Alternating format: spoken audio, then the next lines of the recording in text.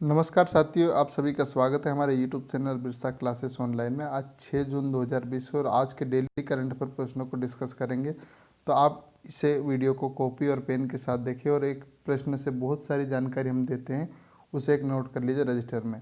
आज हम लोग वीडियो के अंत में प्रश्न पूछेंगे जिसका उत्तर कमेंट बॉक्स में देना है। कल हम लोग प्रश्न नहीं पूछ पाए, इसके कारण किसी का उत्तर आज नहीं दिखा पाएंगे। तो चलिए शुरुआत करते हैं। और उससे पहले आपसे एक निवेदन है, इस यूट्यूब चैनल पर आप नए हो तो इस चैनल को सब्सक्राइब करिएगा और बेल आइकन को प्रेस करें जिससे आने वाली वीडियो आपको मिल सके। और उससे एक और जानकारी दूंगा, इस वीडियो पसंद आता तो इस वीडियो को लाइक और शेयर जरूर करें अपने दोस्तों तक, ताकि अपने दोस्तों के बीच सभी ये जानकारी मिल सके। अब पहले प्रश्न की ओर बढ़ते हैं। विश्व व्यापार संगठन में भारत के राजदूत और स्थायी प्रतिनिधि के रूप में किसे नियुक्त किया? गायत्री कुमार, राजीव टोबेको, रवीश कुमार, ब्रजेंद्र नवनीत। तो ब्रजेंद्र नवनीत को विश्व व्यापार संगठन में भारत के राजदूत और स्थायी प्रतिनिधि के रूप में नियुक्त किया है। देखिए, अब डिटेल में हम लोग देख लेते हैं। ब्रजेंद्र नवनीत को विश्व व्यापार संगठन यानी वर्ल्ड ट्रेड ऑर्गेनाइजेशन, जिसका मुख्यालय कहाँ पर, जिनेवा स्विट्जरलैंड में, और भारत के राजदूत और स्थायी प्रतिनिधि के रूप में नियुक्त किया गया। इनकी नियुक्ति 3 साल के लिए की गई है और जुलाई 2014 से सितंबर 2019 तक संयुक्त सचिव के रूप में पीओएम में कार्य किया। तो ये 1999 बैच के तमिलनाडु कैडर के आईएएस अधिकारी भी है। चलिए अब उसके वर्ल्ड ट्रेड ऑर्गेनाइजेशन के बारे में बात करते हैं। तो इसका हिंदी नाम क्या है? विश्व व्यापार संगठन। मुख्यालय जिनेवा स्विट्जरलैंड है। स्थापना 1 जनवरी 1995 को हुई थी। और इस प्रमुख अंतर्राष्ट्रीय संगठन है जो विश्व व्यापार के लिए नियम बनाता है। तो अगर इससे प्रश्न आता है विश्व व्यापार के लिए नियम कौन सा संगठन बनाता है, तो आपको उत्तर क्या होना चाहिए? विश्व व्यापार संगठन, ये पूछा जा सकता है। चलिए अब दूसरे प्रश्न की बात करते हैं। किस राज्य के उपराज्यपाल ने सैलरी ट्रैकर मोबाइल ऐप मेरा वतन लॉन्च किया? जम्मू कश्मीर, लद्दाख, नई दिल्ली, हरियाणा।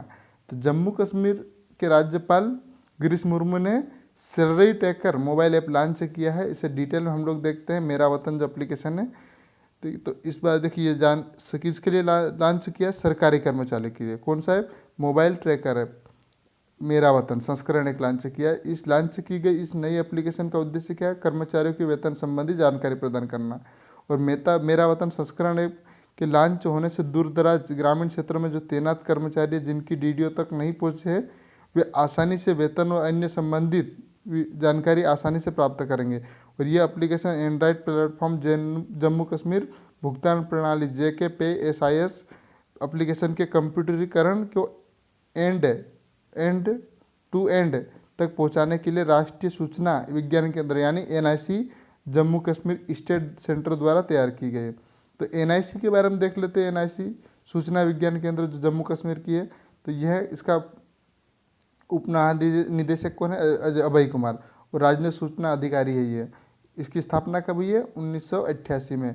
मुख्यालय कहाँ पर है? जम्मू में, जम्मू और कश्मीर राज्य में। चलिए जम्मू कश्मीर की बात करें तो जम्मू कश्मीर के राज्यपाल कौन है? गिरीश मुर्मू, जो हाल ही में इससे अलग राज्य हुआ है, जो केंद्र शासित प्रदेश में 2 भागों में बांटा है, लद्दाख और जम्मू कश्मीर में। यहाँ पर प्रमुख बांधों की बात करें तो बागलीहार बांध चिनाब नदी, दुलहस्ती बांध चिनाब नदी, सलाल बांध चिनाब नदी, नीमो बाजको डैम सिंधु नदी, उरी बांध झेलम नदी पर। यह जम्मू कश्मीर में बांध है। और यहाँ पर प्रमुख झीलों की बात करें तो डल झील, नागिन झील, वुलर झील जो ताजे पानी की झील है, और मनसबल झील या मनसबल झील जो पक्षियों का स्वर्ग है। यह जम्मू कश्मीर में जितनी झील है। और प्रमुख पर्यटन स्थल की बात करें तो अमरनाथ मंदिर, वैष्णो देवी मंदिर, रघुनाथ मंदिर, रणकेश्वर मंदिर, पीर खो, अमर महल म्यूजियम, हजरत बल दरगाह, यह पर्यटन स्थल है। लोक नृत्य की बात करें तो दुल्हन, हफीजा, राउफ, हिपात, मज्जास, कूद, दंडी नाच, यहाँ के लोक नृत्य जम्मू कश्मीर के। और नदी कौन कौन सी? चीनाब, झेलम और सिंधु नदी यहाँ की प्रमुख नदियाँ हैं। चलिए अब अगले प्रश्न की बात करते हैं। वर्चुअल ग्लोबल वैक्सीन समिट की 2020 की मेजबानी किस देश ने की है? तो फ्रांस, इटली, ब्रिटेन, स्वीडन। तो इसका सही उत्तर है ब्रिटेन के द्वारा वर्चुअल ग्लोबल वैक्सीन समिट 2020 की मेजबानी की है। अब इसे डिटेल में देखते हैं, जिसमें किसने भाग लिया? भारत के प्रधानमंत्री श्री नरेंद्र मोदी ने भाग लिया। देखिए, हाल ही में आयोजित की गई वर्चुअल ग्लोबल वैक्सीन समिट 2020 की मेजबानी ब्रिटेन के प्रधानमंत्री बोरिस जॉनसन द्वारा की गई। इस समिट में भारत का प्रतिनिधित्व प्रधानमंत्री नरेंद्र मोदी ने किया। इस वर्चुअल ग्लोबल वैक्सीन समिट 2020 में बिजनेस लीडर, सिविल सोसाइटी, सरकार के मंत्रियों, संयुक्त राष्ट्र एजेंसी, राष्ट्र अध्यक्षों और देश के नेताओं सहित 50 से अधिक देशों ने भाग लिया। इस वर्चुअल समिट के दौरान भारत ने अंतर्राष्ट्रीय टीकाकरण सहयोग के लिए $15 मिलियन का सहयोग भी किया है। ये प्रश्न पूछा जा सकता है। और जीवी के मुख्य कार्यकारी अधिकारी वैक्सीन अलायंस कौन है? डॉक्टर सेठ बर्कले। चलिए, अब इतनी बात है। अब ब्रिटेन ने आज इसमें ये मेज़बानी की है, तो ब्रिटेन के बारे में देखते हैं हम लोग। तो ब्रिटेन के प्रधानमंत्री कौन है? Boris Johnson. लंदन इसकी राजधानी है। मुद्रा की यहाँ की क्या है? Pound sterling. एलिजाबेथ यहाँ की रानी है। देखिए ब्रिटेन मानचित्र में देखते हैं हम लोग, तो ये उत्तरी आयरलैंड, स्कॉटलैंड, वेल्स और इंग्लैंड, इन चारों देशों से मिलकर, इन चारों द्वीपों से मिलकर ये एक देश बनता है ब्रिटेन, जिसे यूनाइटेड किंगडम भी कहा जाता है। अब चलिए अगले प्रश्न की बात करते हैं। किस राज्य सरकार ने डिप्रेशन से ग्रस्त पुलिसकर्मियों के लिए स्पंदन अभियान शुरू किया? मध्य प्रदेश, छत्तीसगढ़, बिहार, उत्तर प्रदेश। तो छत्तीसगढ़ सरकार में डिप्रेशन से ग्रस्त पुलिसकर्मियों के लिए स्पंदन अभियान शुरू किया गया, जिसे हम लोग देखते हैं डिटेल में। तो छत्तीसगढ़ पुलिस ने अपने कार्मिकों के मानसिक तनाव और डिप्रेशन की जांच करने के लिए उनसे परामर्श सत्र, संगीत, योग, थेरेपी की व्यवस्था के लिए एक विशेष अभियान स्पंदन शुरू किया गया। यह कदम राज्य के पुलिस कर्मियों द्वारा पिछले 2 वर्ष से आत्महत्या से 50 से अधिक मामलों में अपने सहयोगियों पर हमला करने वाले पुलिसकर्मियों की कई घटनाओं के सामने आने के बाद उठाया गया। इस अभियान स्पंदन के तहत वरिष्ठ पुलिस अधिकारी अपने साथियों के सामने आने वाली समस्याओं के बारे में जानने के लिए, पुलिसकर्मियों के साथ बातचीत करने के लिए पुलिस लाइन, पुलिस स्टेशन, सशस्त्र बल कंपनियों का दौरा करेंगे वरिष्ठ पुलिस अधिकारी। और छत्तीसगढ़ में शुरू हुआ, तो छत्तीसगढ़ के बारे में देख लेते हम लोग। तो छत्तीसगढ़ का गठन कब हुआ? 1 नवंबर 2000 को हुआ था। ये मध्य प्रदेश से अलग हुआ था। राजधानी नया रायपुर, अटल नगर। मुख्यमंत्री भूपेश बघेल है। अनुसुईया उइके राज्यपाल। और यहाँ के प्रमुख राष्ट्रीय उद्यान की बात करें तो इंद्रावती राष्ट्रीय उद्यान, कांगेर राष्ट्रीय उद्यान और गुरु घासीदास राष्ट्रीय उद्यान यहाँ के प्रमुख राष्ट्रीय उद्यान है। और छत्तीसगढ़ का अन्य नाम क्या है? धान का कटोरा। धान का कटोरा भी छत्तीसगढ़ का है। मानचित्र में आप देख सकते हैं यहाँ पर, ये रेड कलर में। और देखिए यहाँ पर विधानसभा की सीट कितनी? 90, राज्यसभा की 5 और लोकसभा की 11 सीटें हैं छत्तीसगढ़ में। छत्तीसगढ़ की इतनी सारी जानकारी आप कॉपी में नोट कर लीजिएगा। अब अगले प्रश्न की बात करें हम लोग, तो राजीव टोपनो को किस बैंक के नए निदेशक के वरिष्ठ सलाहकार के तौर पर नियुक्ति दी है? तो राजीव टोपने को एनडीबी, IMF, विश्व बैंक और रिजर्व बैंक, तो विश्व बैंक के ने वरिष्ठ निदेशक है, वरिष्ठ सलाहकार के तौर पर राजीव टोपेनो को नियुक्ति दी है, जिनका चित्र ये देख सकते हैं। और डिटेल में हम लोग देखते हैं तो वरिष्ठ राजनयिक राजीव टोपेनो को विश्व बैंक के कार्यकारी निदेशक, एग्जीक्यूटिव डायरेक्टर का वरिष्ठ सलाहकार, सीनियर एडवाइजर नियुक्त किया है। ये वर्तमान में 2014 से प्रधानमंत्री मोदी के निजी सचिव के रूप में कार्य कर रहे थे और 1996 गुजरात के कैडर के IAS अधिकारी है। उन्हें 3 साल के लिए अवधि के लिए विश्व बैंक के कार्यकारी के निदेशक के वरिष्ठ सलाहकार के रूप में नियुक्त किया है। अब चलिए विश्व बैंक की बात करते हैं। विश्व बैंक के सलाहकार बने हैं, तो यहाँ के मुख्यालय कहाँ पर? वाशिंगटन DC, अमेरिका में। स्थापना कब हुई? 1945 में। अध्यक्ष डेविड माल्पस है और CEO कौन है? अंशुला कांत। मुख्य अर्थशास्त्री जो हाल ही में बनी है, कार्मेन रेहार्ट। और अंतर्राष्ट्रीय पुनर्निर्माण विकास बैंक को विश्व बैंक कहा जाता है। पुनर्निर्माण और विकास बैंक को ही विश्व बैंक के रूप में कहा जाता है। ये देख सकते हैं इसका लोगो। अब अगले प्रश्न की बात करते हैं। हाल ही में किस राज्य में गरीबी रेखा से नीचे रहने वाले लोगों को फ्री इंटरनेट प्रदान किया गया है? उड़ीसा, गोवा, तमिलनाडु, केरल। तो इसका उत्तर है केरल सरकार ने गरीबी रेखा से नीचे रहने वाले लोगों के लिए फ्री इंटरनेट लागू किया है, जिसे अब देखते हैं हम डिटेल में। केरल सरकार ने केरल फाइबर ऑप्टिक नेटवर्क यानी के-फोन परियोजना को अपनी महत्वाकांक्षी ब्रॉडबैंड परियोजना घोषित किया है। इस परियोजना से केरल में गरीबी रेखा के नीचे रहने वाले सभी नागरिकों को मुफ्त हाई स्पीड इंटरनेट मिलेगा। इस तरह से केरल में गरीबों को मुफ्त हाई स्पीड ब्रॉडकास्ट प्रदान करने वाला पहला राज्य होगा यह केरल। इसमें 1500 करोड़ की रुपए की के-फोन परियोजना दिसंबर 2020 तक शुरू होने की संभावना है। पिछले साल ही इंटरनेट के सभी नागरिकों का एक मौलिक अधिकार के रूप में घोषणा करने वाला कौन सा राज्य बना है? केरल। इतनी जानकारी केरल से। अब केरल के बारे में हम लोग देख लेते हैं। तो केरल की राजधानी क्या है? तिरुवनंतपुरम है।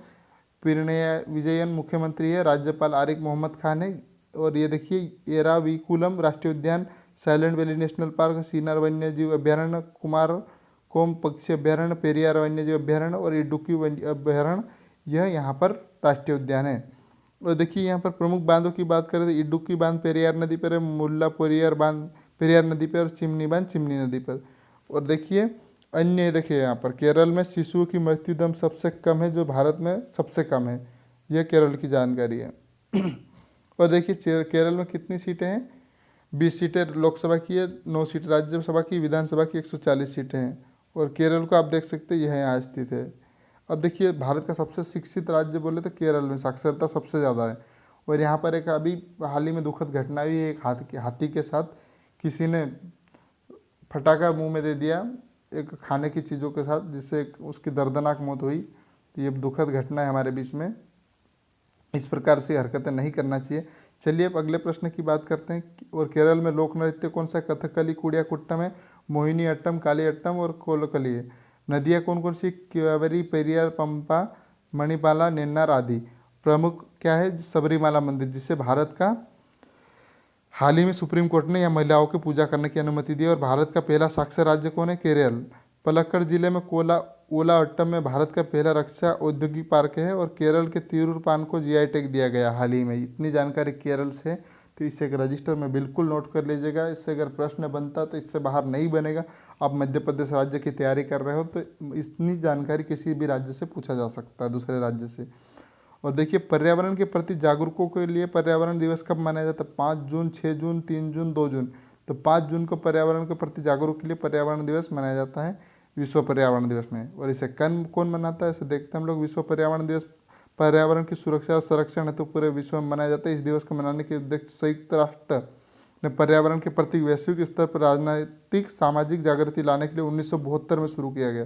और ये पहला पर्यावरण दिवस कब मनाया जाता है? आजकल पर्यावरण दिवस कई बार पूछा जा सकता है, तो ये प्रश्न इससे पूछा जा सकता है। तो 5 जून 1974 को पहला पर्यावरण दिवस मनाया गया है। और इसे लाने के लिए कब ये शुरू किया गया था? 1972 में संयुक्त राष्ट्र ने जागरूक स्तर को लाने के लिए जागृति लाई थी। तो इसके बाद से ये शुरू हुआ है। चलिए, अब संयुक्त राष्ट्र संघ ने कर दिया शुरू। अब 8वें प्रश्न की बात करते हैं। भारत सरकार ने पर्यावरण दिवस पर किस कार्यक्रम का शुभारंभ किया? नगर वन, शहरी वन, गाँव वन, ग्रामीण वन। तो नगर वन को भारत सरकार ने पर्यावरण दिवस पर पर्यावरण दिवस अवसर पर जो कार्यक्रम था उस पर लॉन्च किया है। अब डिटेल में और देख लेते हैं। तो भारत सरकार ने शहरी क्षेत्रों में वन आवरण बढ़ाने के उद्देश्य से नगर वन शहरी वन कार्यक्रम शुरू किया है। नगर वन शहरी वन कार्यक्रम देश भर में 200 निगमों शहरों के साथ शुरू किया गया। ये कार्यक्रम के शुभारंभ के दौरान केंद्रीय पर्यावरण मंत्री कौन है? प्रकाश जावड़ेकर ने लोगों से अपने क्षेत्र में सक्रिय रूप से भागीदारी लेने और वृक्ष के आवरण को बढ़ाने का आग्रह किया है। नगर वन कार्यक्रम का उद्देश्य क्या? अगले 5 वर्षों में पूरे भारत में 200 शहरी वन विकसित करना है, जिसमें लोगों की भागीदारी और वन विभाग, नगर की निकाय, गैर सरकारी संगठन, निगम और स्थानीय नागरिकों के भी समन्वय स्थापित करना है। तो इस प्रकार से योजना शुरू की गई है। तब आज का प्रश्न है वीडियो के अंत में, जो इसका उत्तर आपको कमेंट बॉक्स में देना है। बीसीसीआई ने 2020 के राजीव गांधी खेल रत्न का पुरस्कार के लिए किसे नामांकित किया है? तो इसका उत्तर आप कमेंट बॉक्स में दीजिएगा। और आपका उत्तर सही होता तो कल हम लोग बताएंगे। और धन्यवाद। वीडियो को यहीं समाप्त करते हैं।